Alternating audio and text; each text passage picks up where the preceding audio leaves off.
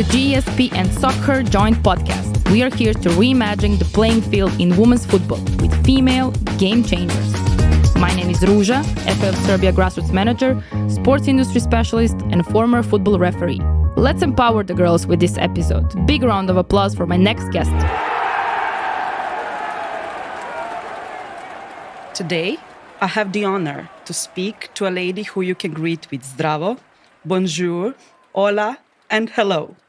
But the way she will greet you back with an open arms right away and some opportunities for you to grow, that's the language most people have to learn from her. Ex-football referee, UEFA VDC, FA of Serbia grassroots manager, and above all, an advocate for women's rights and equality. The perfect opportunity to wrap up this lovely European Union project. For the GEST and SoccHER joint episode, you will finally have the opportunity to meet your lovely host, Ruza Ilic. Ruza, welcome from the other side. Wow, I didn't know how it feels to be on this side of the microphone, especially with this type of introduction. I have chills, I have to say, and I can only say to you, thank you very much for amazing introduction. You're welcome. And now you finally get a piece of the feeling that all of us who were your guests got when we sat in the same chair. Well, it's a full circle. I started with you, now you're ending it with me, so it's phenomenal. Perfectly wrapped up. So I want to start as a circle, like from your beginnings. You basically grew up on a football field. You were traveling all over ex-Yugoslavia, and you had the opportunity to fall in love with football from basically day one. I know the story that you went to a stadium when you were just 1 month old, but when did you actually become aware how big part of your life football actually is? Well, it's an interesting question because sometimes when I look back to photos or tickets of the matches where my parents took me, it feels like it's since I was born. But honestly, I believe it's age of 4. That was the age when I first time saw the football match on TV. It was Arsenal on TV. So that's when also my passion towards this London club started as well. And my connection with Arsene Wenger as being my role model, because from some reason his energy through TV was I was really hooked up to that energy at the moment. And I remember that game Arsenal won, so I thought if I'm gonna follow this club, it's always gonna feel like that. Well, most of my childhood did, and then I remember I asked my dad to more and more be involved in football. But let's say even though I was in person on stadiums before the age of 4, actually that moment near TV was the one where I can say, okay, this is the moment when my passion started in a quite different way. We will not question your clubs picks and the clubs Nobody's that you perfect. support. Nobody's perfect, but we love you as you are. But it's interesting to me that you were doing martial arts, you were doing swimming, you were doing a lot of sports, but basically you never actually been on the football field as a player. How is that even possible? Why haven't you never joined a football club as a girl? Well, I would like to say that nowadays we don't have those reasons and problems like I did when I was child. But unfortunately, I'm 32 now, and I can still see that same problems and obstacles that I had are happening. At that point, only club that was, let's say, healthy for the football development was in Niš, 300 kilometers from my home. And my parents, since I was born in capital, thought that more opportunities for me gonna be in the capital. And they were the one to actually later on push me towards the refereeing path, because they said to me, okay, maybe even if you don't have a proper club to develop at this point, you can, let's say, at some point of your life start being a football referee and still be at pitch. At that time, I also played for school, and we had a really talented team for let's say futsal. So I had a chance to experience playing football in this way, and I did play it with boys. But in the end, there was literally no option for me to have a proper football development in Belgrade, in capital, which was sad. I mean, even now, I don't know if I would put Belgrade as a number one city for girls when we speak about football development, maybe through programs that both of us are running at the moment. But what when they come to some certain age, will we keep them in Belgrade or maybe recommend going out? So it's kind of still sad, but in the end, my parents had a point, because opportunities that you have as somebody living in capital are really enormous, and I appreciate that they actually showed me the path of a referee instead of following my passion for playing, because in the end, as you also know, it doesn't matter which part of the pitch you are, which side of the pitch you are, you can still be as good as if you are the superstar on the playing field. We'll speak later on about the obstacles that girls are facing still in Serbia and all over the world when it comes to playing football. But you made a perfect introduction for my next question. That's your refereeing career. You started really young, and I know that your parents were a big part of it, but it was your decision in the end. How did you decide at the age of 14 that you want to become a referee? Well, it was the end of elementary school, so no more playing with my school team. So I had to go somewhere to follow my passion for football, because to me it was so unfair that I'm so in love and passionate about football, and I knew even then that I understand the game pretty well, that I can feel the game pretty well, and that there is no option or room for me or any chance for me just by being a football fan, let's say like that. And then I went to my dad. He took me to the FA of Belgrade, to a refereeing office, to see when can I apply.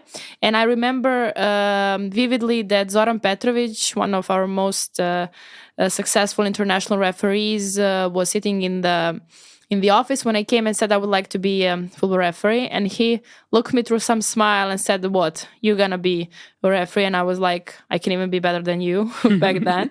It was a kind of a cocky girl comment, but I don't mind. It was a statement that we were still living Definitely. on. And then they told me, well, you cannot become a referee before age of 17.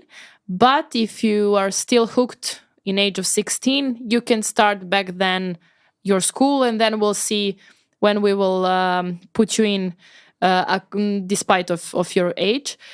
So I believe that they thought that I will not come back, but it didn't happen. Of course, I came back. I said, I mean, literally after my 16th birthday, I was in their office. That was a birthday present. Yes, looking for my spot.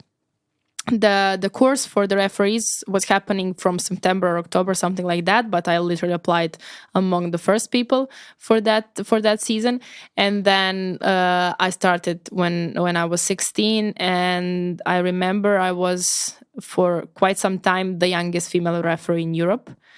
Well done. Yes, but it didn't feel that way. It didn't feel, because nobody was proud about it, but my parents and myself. Everybody were like, people that matter were. Yes, but everybody were like, "You're too young, you're a girl," those kind of comments. I mean, did those comments motivated you to actually go on? They were pissing me back then, I have to say. So since I stayed, I can say it turned out to be quite a motivation. But the proper emotion I had was I was super pissed. Like, I was furious about anybody thinking like that. And I also remember later on when I was meeting some of my colleagues, then the comments like, "You came here to find a boyfriend," started, because we were that age, puberty, so on. And after when they realized that I was not going to be involved with anybody, then it was like, maybe she's gay. So then I understood, okay, if you are in football, you're either there for men or you're either a lesbian, but there is no alternative for you. I mean, I now I don't know why that was even a question. Like, what's happening in my private life or who I am with. But I understood that I was a threat because I was super passionate. I mean, I'm threat even today. Yes. as both of us are. But I like that. I like that they're afraid, because if they're afraid, it means that you have some quality.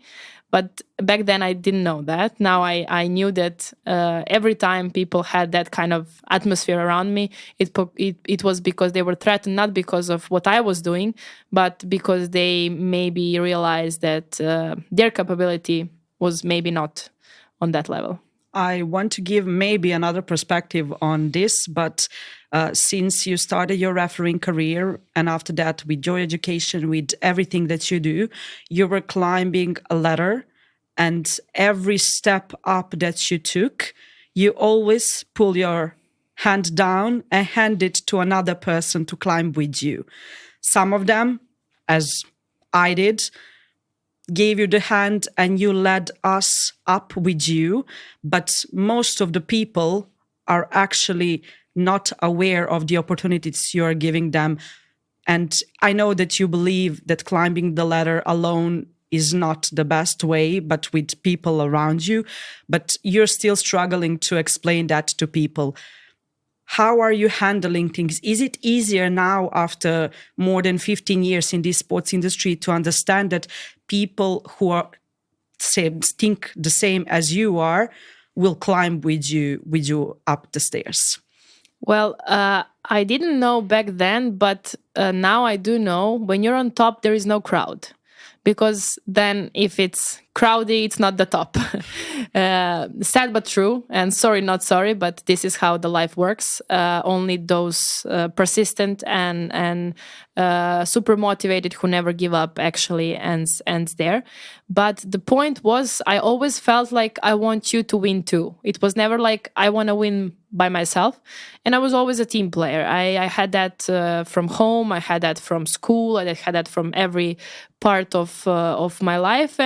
But as you know, it was not always easy. I mean, even now, both of us will look around ourselves, and we're giving opportunities to so many people younger than us, older than us, doesn't matter.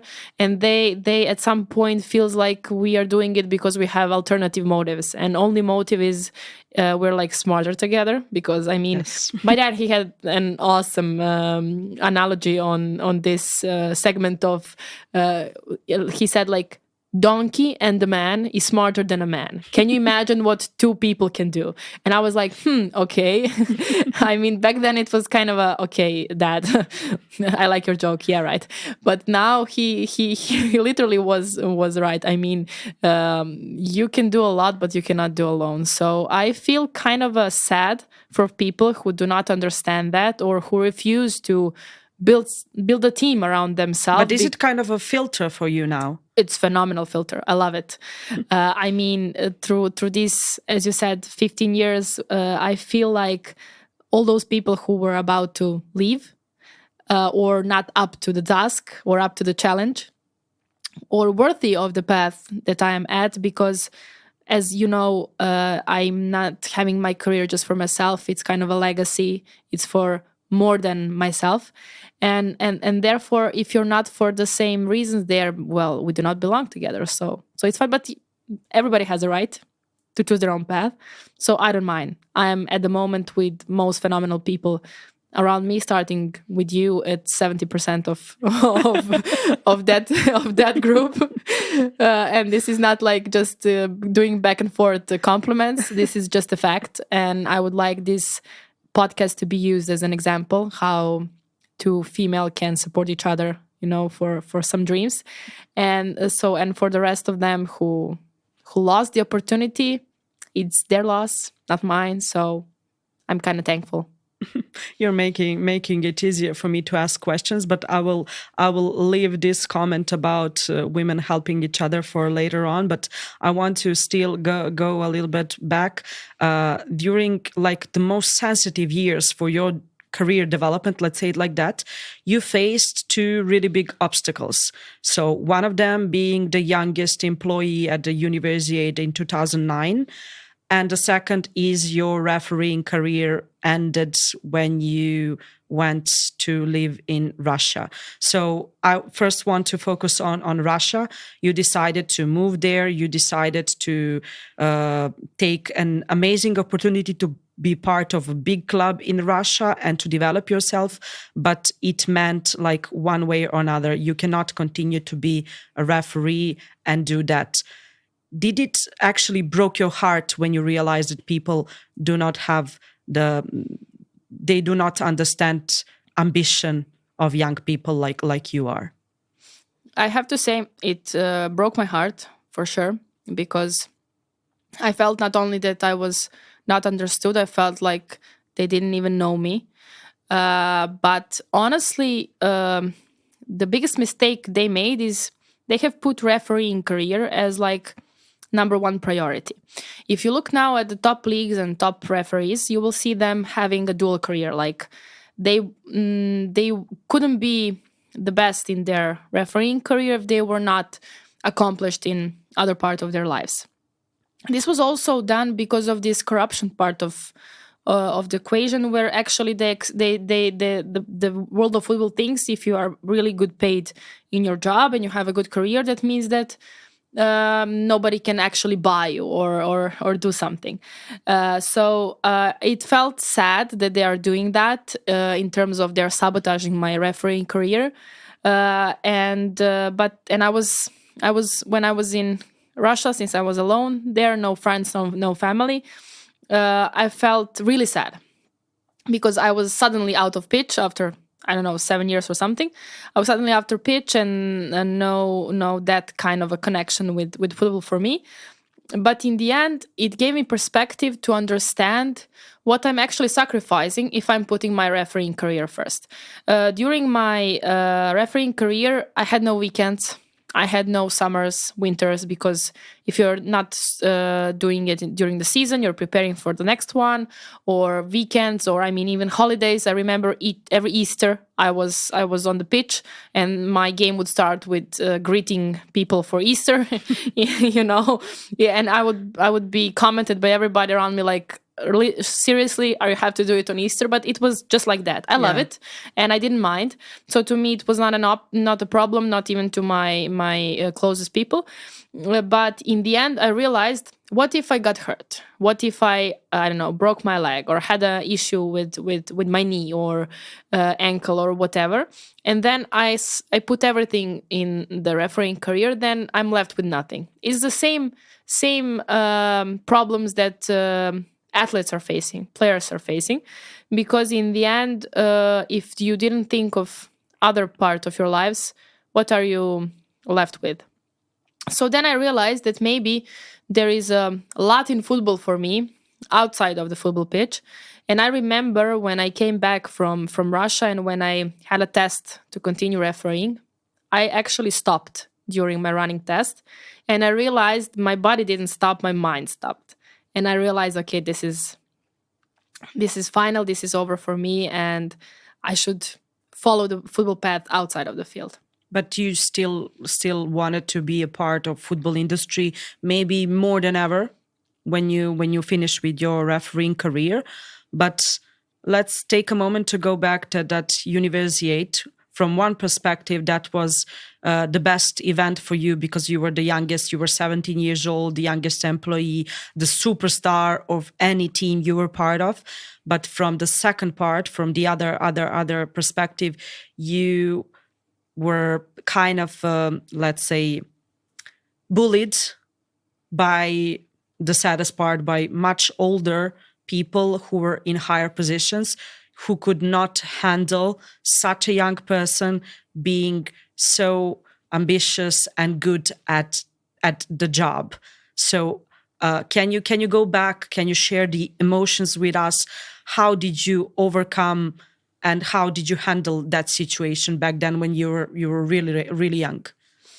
I remember during the Universiade when things happened, it was like I felt like when you're young, you feel everything is injustice. Everybody's against you. But I couldn't understand, because even when I was young, I had that moment where I want you to win too. So I was always asking myself why they are like that, because I want all the best for them. And then we did Universiade. Everything was great there. And after the Universiade, that was when it hit me, because that was the moment when I felt they used me perfectly as a face of youngsters, who can kick off their career in sports industry.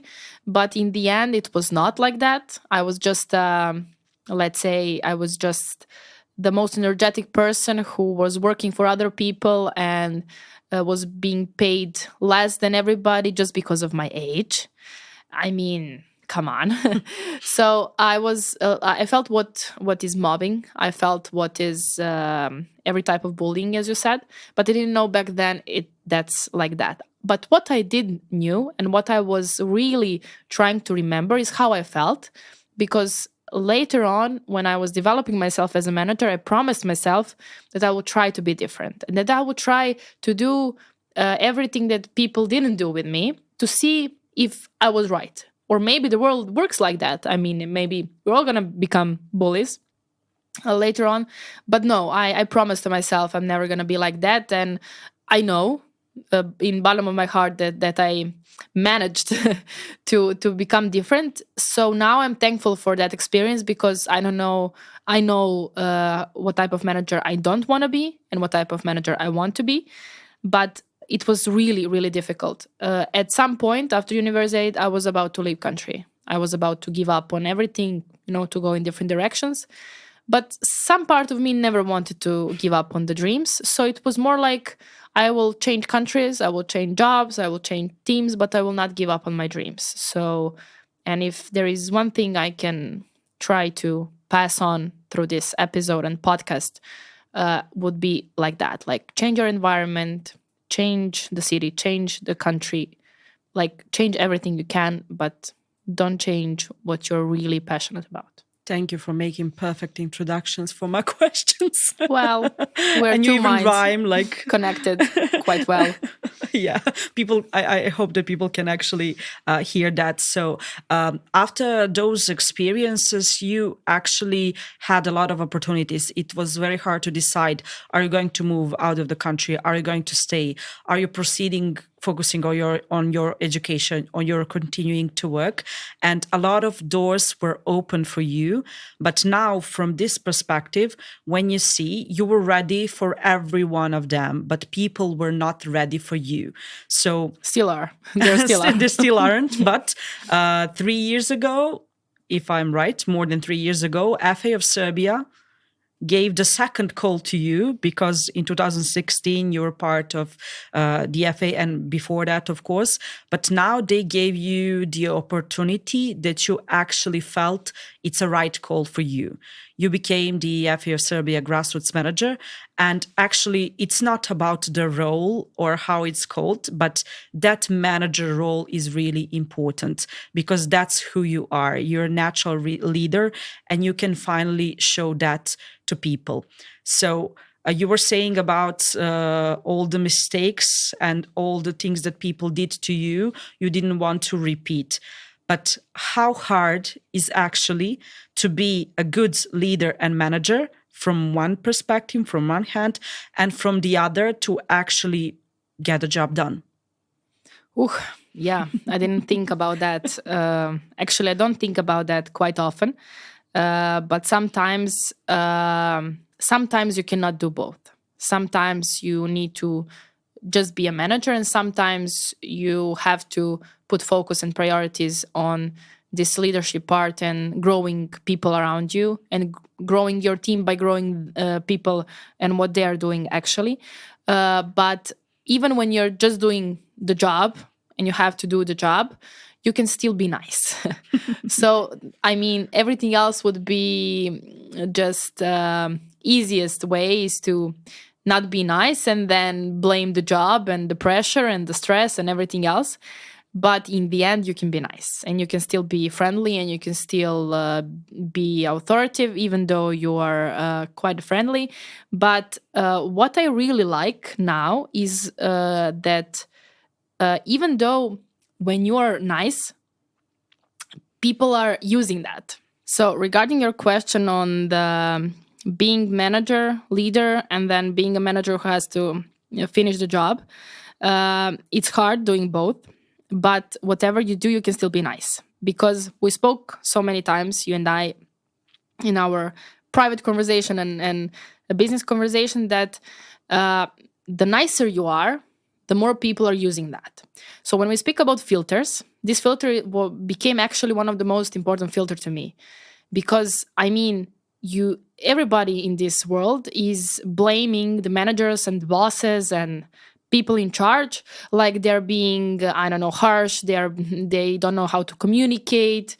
They're not respecting me. Blah blah blah. And then you become the manager who respect people, choose the words, respect gender, respect age. Doesn't say to young people, you're too young, this is not your time, you need to wait, blah, blah. No, this is not what's happening. And then you don't see the positive feedback on that. And then you ask yourself, okay, maybe did those managers who were this harsh and this cruel to me were right? Is this the way how the things are working? And then I said to myself, and we spoke about that why we would be the one to change. Maybe the culture has to change. Maybe people should accept it is normal to have a nice leader who can also be harsh at some time, because there are times where you have to raise your voice a bit or be authoritative a bit, or just highlight the errors, because if you don't, nobody will learn from it. But in the end, that can also be done with in respective manner, in terms of choosing your words and really putting someone else's feelings and aspirations. But in the end, job has to be done. So in the end, people has to take their responsibility. And what I learned recently is that you really have to call up people on their responsibility. You really have to mention and highlight, this is your job, this is your responsibility. You have to own it, because if you don't own it, then why are you here? I mean, what's your role in the end? And what do you want from this? Because sometimes people are too much in the comfort zone. That's why the top is not crowded. And I have chosen to be out of comfort zone my entire life, and I'm actually gathering people who also live out of comfort zone, because with people in comfort zone you cannot progress anyway. Definitely. I agree on that. But you were mentioning an interesting fact, like, why would I be the one to change?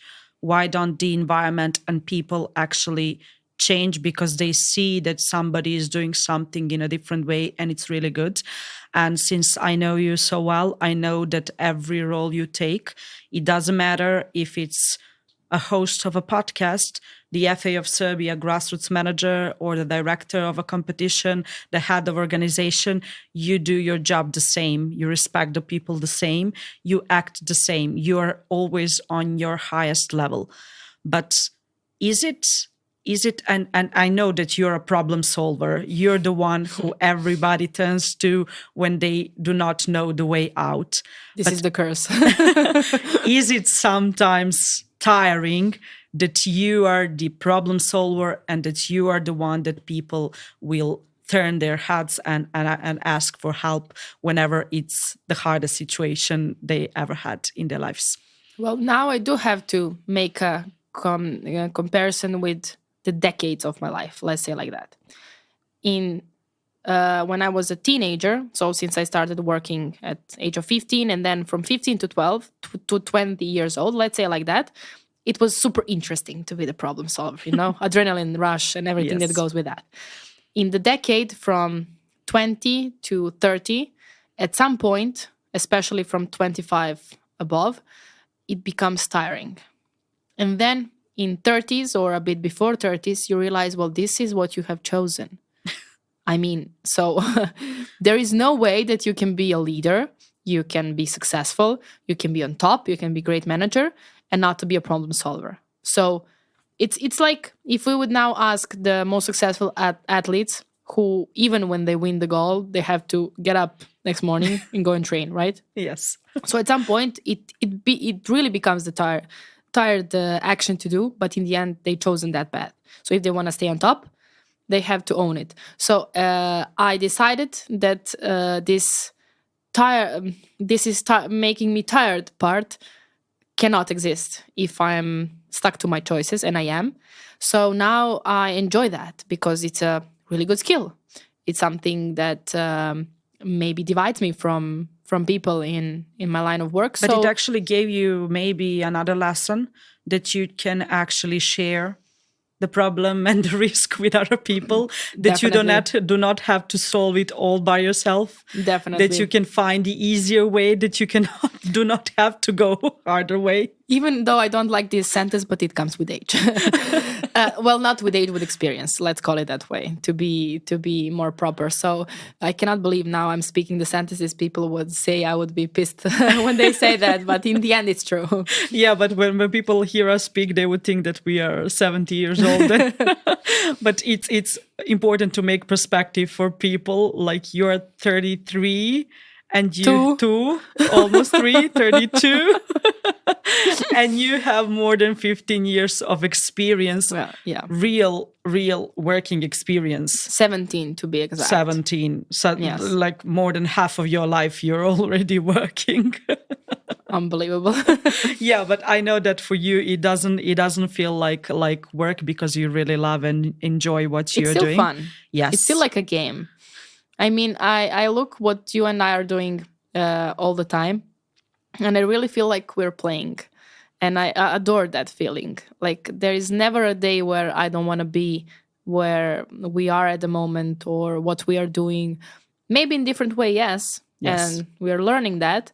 But in the end, when I see what are we accomplishing, and when I see how people are being motivated just by looking at us, then I say, okay, that's it. I know that part of having fun is something really important to keep us motivated, even though we do not need the motivation. This podcast during every episode was super fun. Like, I was meeting amazing ladies. I was like having fun discussing sometimes in different languages when we had issues with English or whatever it happened. It was super fun. So I never felt like hosting this podcast was a job to do. Yeah, but I know that you're not taking any role like just a job, 9 to 5, especially not 9 to 5 job. But I know when you took over the role... Don't ask me for the working hours. No, they do not exist. We are not example for that. No, bad example. I'm joking. So when you took over the FA of Serbia grassroots manager role, everybody were like telling you will not have the support, you will not have the ways, you will not do it, you cannot succeed, you can just sit in that office and cry, etc., etc., etc. But after 3 years, more than 3 years, you have, I don't know, I cannot count how many great projects, how many great people you brought on, how many people you actually helped to get back to football, to first start with football. But I know that every project means something to you, something more than just a project to fill the numbers in the brackets. So can you share how much does that mean to you when you see a kid on the street playing football, when you see a kid in school, when you see those girls in kindergartens? What does it mean to you? Well, we spoke about this legacy part, and we spoke about this passion for football, but also this advocacy part and this leadership part and so on. I feel like grassroots is the area of sports where you can be everything, where you can connect everything. And also it is the part of sports where people are there for pure joy. I mean, children are there because they're in love with sports. Then people who work with children are there because they're super passionate about it. Then you see leaders and managers progress through your guidance. And then you see those veterans, people who are despite their age still hooked with the sport. And then I mean, when we speak about disability football, you understand that you bring joy to areas and to people who are who doesn't have that much luck, let's call it that way. And then I see myself that as manager, I can tomorrow be general secretary. I can be a president without being cocky. I know I'm capable of doing all those roles. I would say UEFA and FIFA, not just the FA of Serbia. Yeah, so doesn't matter the organization. I know I'm capable for being the top management of that areas. But there is no chance I would trade this joy I feel as a grassroots manager, especially when we speak about Football Association of Serbia. So even though I know that as a, let's say, general secretary or, I don't know, head of another department or president or whatever, I would have more responsibilities and more opportunities to change things. I know because of this administration, bureaucracy, and stuff that are bringing this amount of money, profit, and everything that is in the end football about, that I would not be able to feel this joy and to feel that I'm actually doing something that is bigger than me. And living the life where everything you do is bigger than yourself is what I always wanted, is what I felt I'm capable of. And that's why this joy that I feel as a grassroots manager is unbelievable. And regarding your comment that people would say that I will be crying in the office, I will not do a thing, it's like, since I know myself, tell me I can do it, and I do it anyways. So you know that from your perspective too, and literally I adore when they tell me that something is impossible, and I really enjoy when I prove it possible. I know that you like those tasks and you love those comments. It's a masochism. A bit of it, yes, but for a right reason, Yes. for the good reason, let's say it like that. But you were speaking about legacy, speaking about different roles, but the thing that people were also speaking that you will never be able to connect were to connect your education with the actual experience that you have tons of.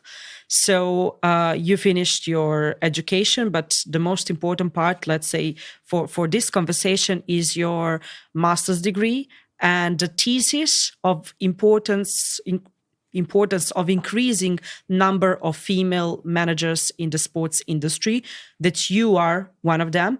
And I know that you did a thorough research with some really, let's say, sad outcomes when you realize that most of the girls do not have the female role model. And now you have the opportunity to change that. Most of women do not have the role model in the sports industry other than the athlete. And you have the opportunity to change that. Was that the motivation for you to connect that part with your experience, to actually bring it up for people just to think about it, to think that you can have woman as a role model? How hard was it for you when you realized those sad outcomes and results of your research? As you know, whenever I see a problem, I also see an opportunity. So seeing that out of 100 of them who answered my research and survey, none of them wrote a female name when I asked them about their childhood sports idol. Then I realized, okay, so here lies the one of the first issues. But I would like to do that research again with Gen Z, and then maybe to repeat this research, let's say 20 years from now, to see if things change. Because in sports, a lot of things changed, and there is a lot of influence that comes from social media and, let's say, from Netflix. I adore that now they're gonna do the story on Simone Biles on this path of hers where she decided to withdraw from the Tokyo Olympics because of the mental health, and then now coming back even stronger, like nothing happened. So with these kind of platforms, I believe that many female role models are going there, but still you're more gonna face comments like who she's married to, about how she looks or what she wears or whatever. So those things are still there, and this didn't change, and I'm afraid it's not gonna change. But still, that doesn't mean that we cannot do a lot on that. And I believe that with topics like my master's was, this is a good path. But it has to come from us ladies. And I literally decided to dedicate my life to this battle, where I do create and push girls to work for girls. Why? Because one of the things that I understood through my master research and master thesis is that there is a direct connection with the lack of opportunities for female sports due to the lack of female managers or male managers who were educated to work with female. Because most of the male managers or coaches are there because they didn't succeed in the men's area. We have to admit that. I mean, even they would admit that. Yes. So this is not a bad thing. I mean, some of them went to the men's path, see they cannot succeed there. They chose the women's path and then saw that in that pathway they can do more. It's fine. And then they educated themselves and became amazing coaches. So we are not speaking here about we don't want men as managers or as coaches. But we also need more women. This is not like equality reasons, not just because to be equal, yes, but because there is a direct connection, and the girl is more likely to trust if she sees that another female or another girl is there to, let's say, be the manager, be the leader, be the one she can look up to. So there is really a direct connection to that. And this is something I also tested through my work as a grassroots manager. As you know, I brought a former female football player, a national team player of Serbia, to become a grassroots coordinator. And I saw that even though her job is not only related to girls, she always pushes the girl side more and do the stuff that are connected to girls more. And it's also with you. I mean, you as I know you, you were always a part of the boys group and men's group naturally, as you yes, have a brother and friends and cousins with who you grew up. But in the end, you never forgot to be a lady. When I say lady, I mean both from physical to mental and everything else. And then I also saw through you that putting you in charge of a program for girls, that then we can have that program blooming. And this is literally what's happening. So that was my point. Like, give girls and ladies a chance to lead something, and then you will see the positive effect on the girls in sports. And I mean, everything I tested from this point turned out to work. So if there is anything I can say is that yes, there is something in this research of mine, and yes, I'll continue with that. Thank God. I know you do. But you said, like, of course, we know, and the two of us are really aware that girl can be another girl's best friend in every way. But I want to highlight the opinion that both of us share. It's not a battle between man and woman. It's a joint battle for the right perspective of equality. It's not about quantity, it's about quality, but the equal opportunities. I know that you've been to Champions League, working on Champions League finals, European League finals, World Cup, a lot of competitions that any man are still dreaming. So a lot of men are still dreaming about. But the importance of being a part of those events is because men's football and women's football are still very much different. But being on these events where men are it doesn't matter, but the industry of men's football is huge.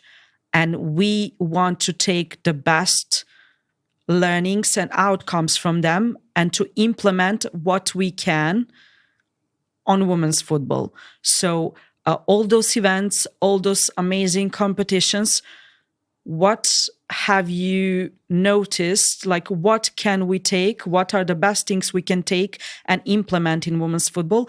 And what are the ones that would never work in women's football that are like not something typical for men's football? Well, first of all, the way we promote men's game.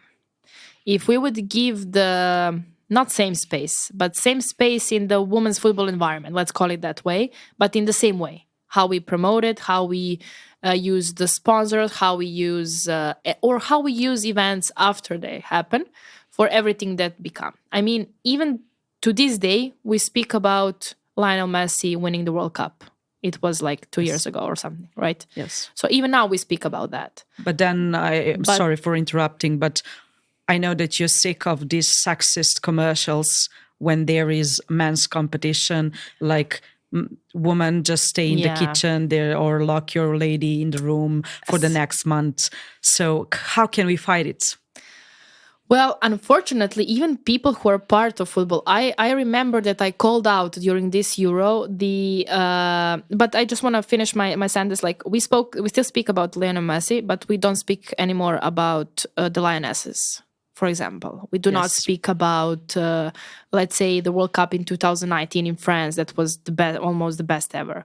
We do not speak about SoccHER related to what she done in the World Cup. Yes, we still speak about Spanish team and the problem with the president kissing the player. Yes, so this is when we compare, and things that can be done in the same way would be this. Like, still let's speak about lionesses. Still let's speak about SoccHER or I don't know, every girl around. And then that would be the first take. Another take would be you cannot expect girls and ladies to look to football differently if you're still doing this conservative stories and commercials that you're doing today. I remember that during this Euro, as I said, I called out the most popular sports TV in Balkans because they have a part and segment of their TV show that goes after the game that is called Girls Talk. And Girls Talk is about speaking how the jerseys look on the players or how the players look like outside of the pitch and those kind of stupid things. I literally stopped watching that TV channel and went to the one where I feel that they're not broadcasting the Euro in a way they are doing. So I literally gave up on the better broadcaster just because I couldn't live with this sexist perspective, especially because they took a journalist, a female journalist, who really has a lot of knowledge in football and made her to look like a bimbo. Literally. Oh my God. And it's 21st century, 2024, unfortunately, and we still have to talk about. Even though I would like to speak to you for hours and we can speak about your career. We should have our own podcast. Yes, definitely. I skipped so many parts of them. Like, I want to mention this, I want to mention that. Yeah. But unfortunately, we don't have enough time in just one episode. But I know you're a dreamer, but you tend to, and you fulfilled every dream of yours so far. But if you can dream about one thing that you can change in women's sports, what would that be? Or if you can dream of one role in which you can change everything you think it should be changed in women's sports, what would that be? Firstly, I have to say it's not only men's fault that women's game is not progressing. It's women's fault too. And this is the thing I would like to change. Because when you, let's say, post a picture about a female player, she would repost it only if she looks good from her perspective. And a man would repost it anyways because he knows what promotion means.